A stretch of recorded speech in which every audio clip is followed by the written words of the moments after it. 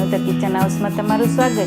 આજે આપણે બનાવશું વરસાદમાં ખાવાની મજા પડે તેવું ખીચું। હજુ સુધી જો તમે મારી ચેનલને સબસ્ક્રાઇબ ના કરી હોય તો મારી ચેનલને સબસ્ક્રાઇબ કરજો, લાઇક કરજો, શેર કરજો, જેથી આવનારા નવા વિડીયો તમારા સુધી તુરંત પહોંચી શકે છે। તો ચાલો જોઈ લઈએ આપણે રેસીપી।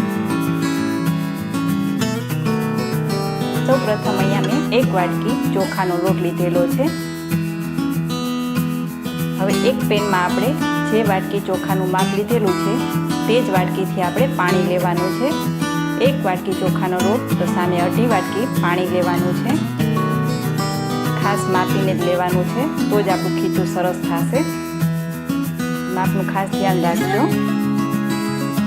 પાણી થોડુંક ઉકળે એટલે આપણે એમાં સ્વાદ અનુસાર આપણે નમક એડ કરવાનું છે। 1 ચમચી વાટેલા લીલા મરચાં છે તીખાશ માટે, તે લેવાના છે। આખું જીરું છે 1 ચમચી જેટલું લેવાનું છે અને સરસ રીતે આપણે મિક્સ કરી અને ઉકાળવાનું છે। અહીંયા ખાસ વેલણનો જ ઉપયોગ કરવાનો છે।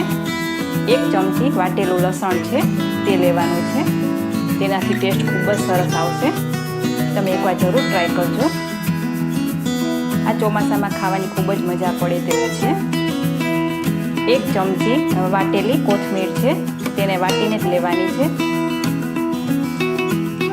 1 ચમચી તેલ એડ કરવાનું છે, સિંગ તેલ એડ કરવાનું છે, તેનાથી ટેસ્ટ ખૂબ જ સરસ આવે છે। અને સરસ રીતે આપણે મિક્સ કરી દેવાનું છે અને પાણી સરસ રીતે આપણે ઉકાળવાનું છે। તમે જોઈ શકો છો સરસ મજાનું પાણી ઉકળી ગયું છે। હવે તેમાં આપણે જે વાટકીથી માપ કરેલો ચોખાનો લોટ છે તે ધીમે ધીમે એડ કરવાનો છે અને સરસ રીતે હલાવવાનું છે। ખાસ ધ્યાન રાખજો ગાંઠા ના પડે।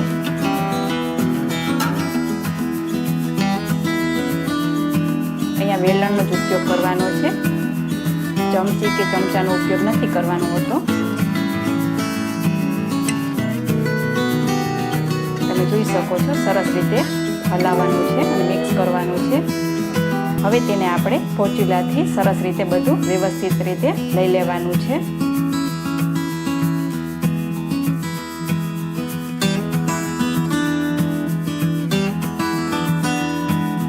હવે તેને આપણે ઢાંકણ ઢાંકીને 2 થી 4 મિનિટ માટે બાફવા દેવાનું છે।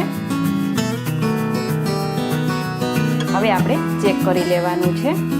તમે જોઈ શકો છો સરસ મજાનું ખીચું બફાઈ ગયું છે। હવે તેમાં 1 ચમચી તેલ એડ કરવાનું છે અને સરસ રીતે મિક્સ કરી દેવાનું છે। તમે જોઈ શકો છો મુલાયમ ખીચું તૈયાર થઈ ગયું છે।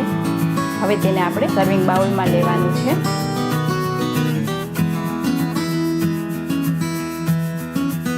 હવે તેમાં આપણે 1 ચમચી જેટલું તેલ લેવાનું છે, થોડી કોથમીર લેવાની છે